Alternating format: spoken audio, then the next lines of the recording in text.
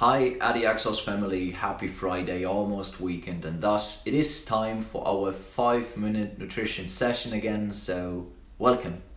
I'm Coach Jakob, and I'm looking forward to guiding you through today's topic that's going to be hydration.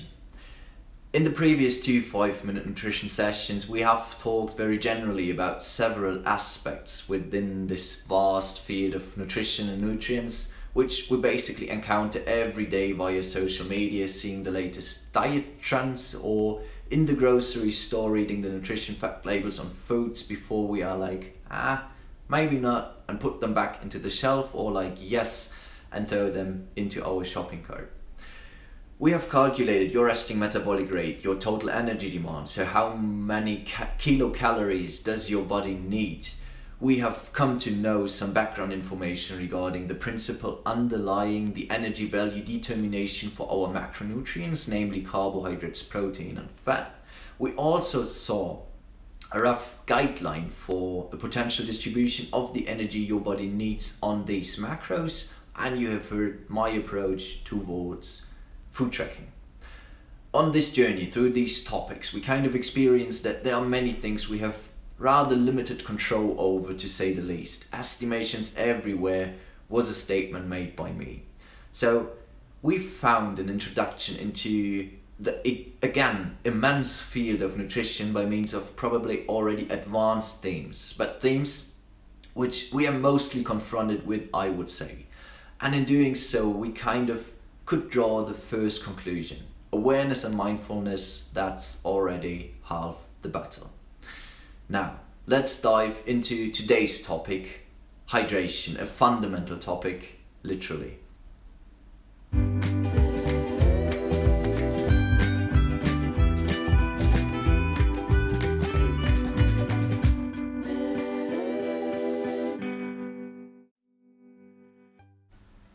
If we would look at nutrition through a pyramidal structure describing the basics and only then things which build up on this foundation, like for instance dealing with the question which supplements boost your performance most, we 100% find hydration among just a few other things in that bottom foundational segment.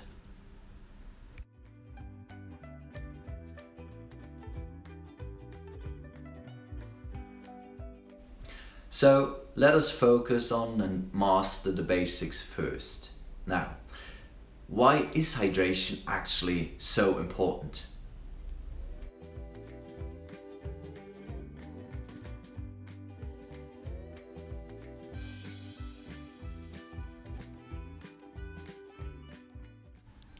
Studies have shown that hydration affects our cognition, our cognitive functions, like concentration, alertness, short-term memory, perception, arithmetic abilities, visual motor tracking, and motor skills. Hydration also affects our mood at rest as well as during exercise.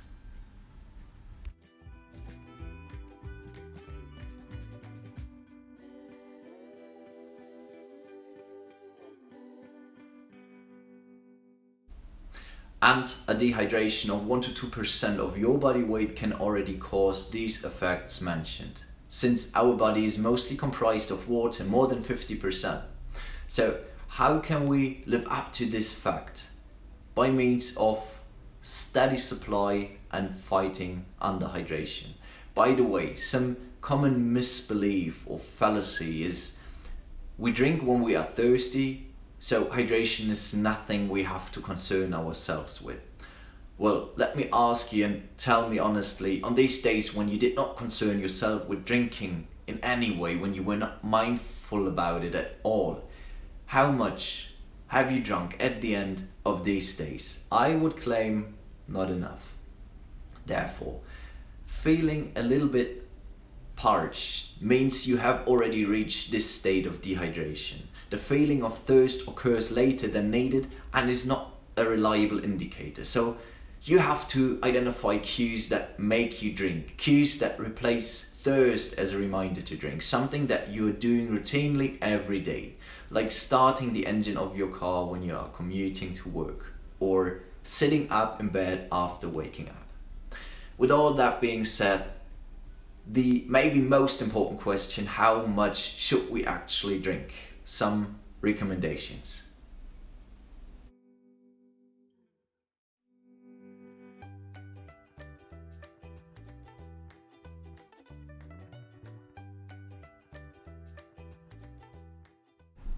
Hydration depends on many different factors like age, weight, temperature, and level of physical activity. But a rule of thumb is half an ounce to 1 ounce of water per pound of body weight. So a 200-pound person should drink 100 to 200 ounces of water every day.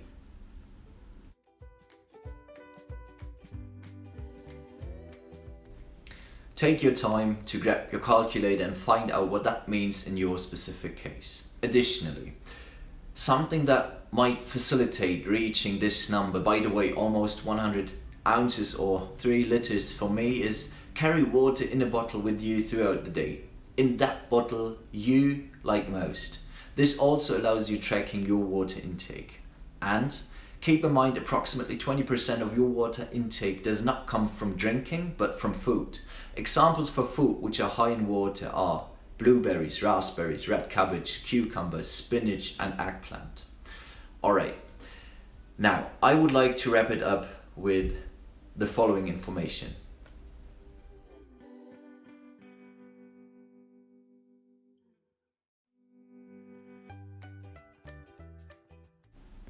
Information, or rather tip: clear your pee by 3. This might sound a bit strange, but honestly is one of the best ways to tell if you are well hydrated or not.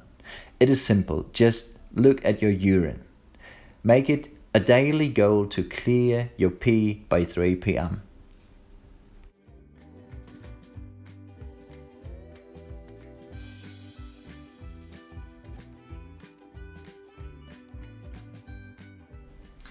Alright, now that's it from me for today. Just a short summary of the most important points in a nutshell. Drink and eat at least half of your body weight in pounds in ounces of water every day. Build respective habits and stay hydrated. Hopefully see you next time, everyone. Cheers.